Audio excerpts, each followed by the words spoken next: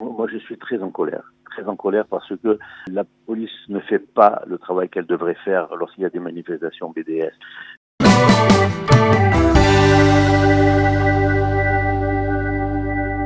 Plusieurs manifestations contre le racisme et les violences policières ont lieu ce samedi en France à l'appel du comité d'action d'Adama Traoré. Et Israël a une nouvelle fois été montré du doigt par les manifestants et des slogans antisémites ont même été entendus sur la place de la République à Paris. Pour en parler, nous sommes ce matin avec Samy Gozlan, président du BNVCA, le Bureau national de vigilance contre l'antisémitisme. Samy, bonjour. Bonjour Olivier. Merci d'être avec nous ce matin pour parler un peu de ce qui s'est passé ce week-end, plus particulièrement samedi en France, dans plusieurs villes, particulièrement à Paris, avec des manifestations. Alors il faut dire tout de suite, Samy, que ces manifestations n'avaient rien à voir avec Israël. C'était des manifestations qui étaient réalisées par le comité d'Adama Traoré, qui est en fait un jeune homme noir qui est mort en juillet 2016 après son interpellation par des gendarmes en région parisienne. Et c'était donc pour en fait réagir par rapport à ce qui se passe actuellement aux États-Unis. Et pourtant, au cours de ces manifestations, Samy, on a entendu des slogans antisémites et des slogans contre Israël.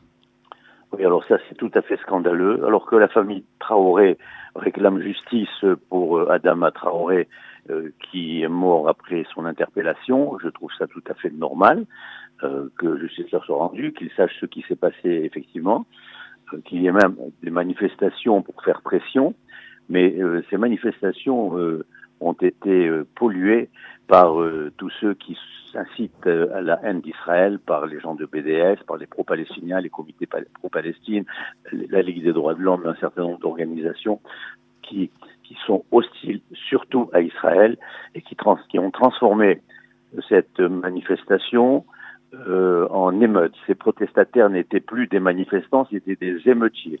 Des émeutiers qui ont fait l'intifada à la fois contre la police et contre la France, et contre la police qui est un symbole de l'État. En fait, ils attaquaient par là même l'État. Et puis, à l'intérieur, évidemment, on se rend compte que ce combat qu'ils prétendent faire contre le racisme fait une sélection. Et ils font un racisme discriminatoire en quelque sorte, un combat discriminatoire puisque ils sont antisémites. Vous savez, si vraiment ils avaient l'intention de manifester contre le racisme, ils avaient 1001 occasions. On a eu une vingtaine de juifs assassinés et agressés ces derniers temps. Oui. On n'a jamais vu de manifestation contre le racisme à ce moment-là. Ça veut dire qu'ils participent de l'antisémitisme. Et moi, je l'ai souvent exposé, je l'ai souvent démontré. Et l'antisémitisme qui se trouve en France est suscité par la haine d'Israël. Mmh. Et cela continue. On se rend compte, par exemple, que récemment, à Fontenay-sous-Bois, un adjoint au maire qui s'appelle Lach Nassim, on comprend d'où vient l'origine de son nom, qui est probablement un islamo-gauchiste, eh bien cet adjoint a demandé que soit interdit le concert de Amir pour la fête de la Madelon à Fontenay-sous-Bois. Mmh. Donc à ce titre-là, nous allons nous déposer plainte administrative et une plainte pénale. Mmh. Et enfin, donc voilà, la situation est celle-ci. On peut revenir aux manifestations qui ont lieu donc ce samedi. D'abord, disons que le comité d'action d'Adama Traoré n'est pas lié en fait aux débordements qui ont lieu au cours de ces manifestations. C'est ce que vous nous dites en fait. Oui, à mon avis, il n'est pas lié, mais seulement se sont introduits un certain nombre d'individus qui de toute façon, lancer une manifestation, quelle qu'elle soit, se tourne contre Israël et contre les Juifs. Alors comment Samy, on peut expliquer ça premièrement, et deuxièmement, comment on peut essayer d'éviter que toutes manifestations qui sont organisées, dès qu'on parle d'antiracisme, ces manifestations deviennent très souvent des manifestations contre Israël et contre les Juifs. Comment on peut éviter ce genre de choses ? On peut éviter ce genre de sol. Pour éviter ce genre de sol, il faudrait déjà que le gouvernement français ait une position beaucoup plus claire, beaucoup plus amicale pour Israël et pas systématiquement hostile. Que les médias aussi n'en fassent pas trop contre Israël. Ils présentent Israël comme comme un pays apartheid, comme un pays qui tue les enfants, etc.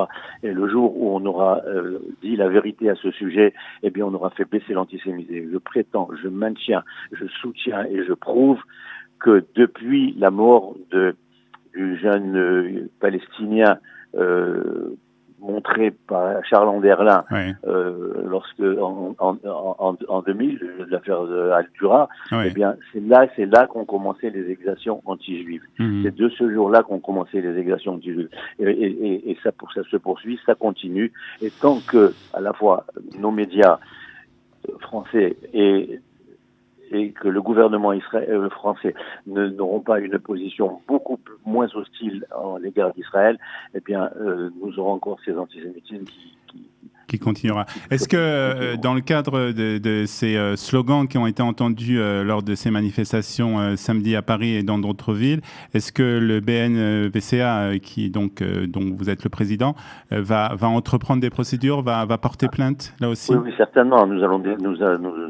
La plainte est déjà partie. D'accord. De plus, mes services ont pu identifier deux personnes qui pousser ces slogans. C'est-à-dire que vous avez l'identité en moins de 2 personnes qui ont dit ça. C'est-à-dire que vous connaissez leur nom, etc.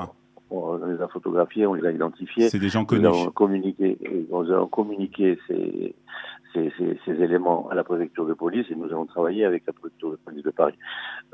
En tout cas, vous savez, moi je suis très en colère parce que la police ne fait pas le travail qu'elle devrait faire lorsqu'il y a des manifestations BDS. Les préfets n'interdisent pas ces manifestations illégales et sauvages et ces scènes de rue qui sont faites. Donc, ces incursions commando dans les grandes surfaces. Vous savez, nous avons déposé une plainte que nous avons déposée déjà en 2010 contre 12 militants activistes de BDS. Nous sommes allés en première instance, ils ont été relaxés, nous avons fait appel et le procureur a fait appel. Au tribunal, ils ont été condamnés. Ils sont allés en appel, ils ont été condamnés. Ils sont allés en cassation, ils ont été condamnés. Ils sont allés à la Cour européenne des droits de l'homme et là, ils ont gagné. La Cour européenne des droits de l'homme a condamné la France pour l'article 225 du Code pénal qui prévoit et punit l'appel à boycott, pas le boycott, l'appel à boycott. Alors donc, cette décision de la Cour européenne des droits de l'homme vient d'ouvrir un boulevard aux antisémites. D'après vous, d'après ce que vous nous dites, Samy, le gouvernement ne fait pas suffisamment pour lutter contre ces débordements, contre ces... Non. Il y a des discours très éloquents. Tous les présidents de la République, tous les premiers ministres, tous les ministres, tous les élus ont dit clairement que l'antisionisme, c'est le mal de l'antisémitisme. Mais que fait-on contre l'antisionisme? Que font-ils contre l'antisionisme? Rien. Au contraire, ils mettent de l'huile sur le feu. Vous savez, les positions de la France et puis le fait que la France soit en tête de hostilité contre Israël au sein de l'Europe, et notamment par rapport aux annexions et par rapport au reste du monde, au reste des choses, eh bien, ne fait que mettre de l'huile sur le feu. Et l'antisémitisme ne se réduira que lorsque Israël sera considéré autrement. Samy Gozan, président du BNVCA, le Bureau national de vigilance contre l'antisémitisme. Merci d'avoir été avec nous ce matin sur Studio Qualité. Bonne journée à vous. Merci Olivier. À bientôt.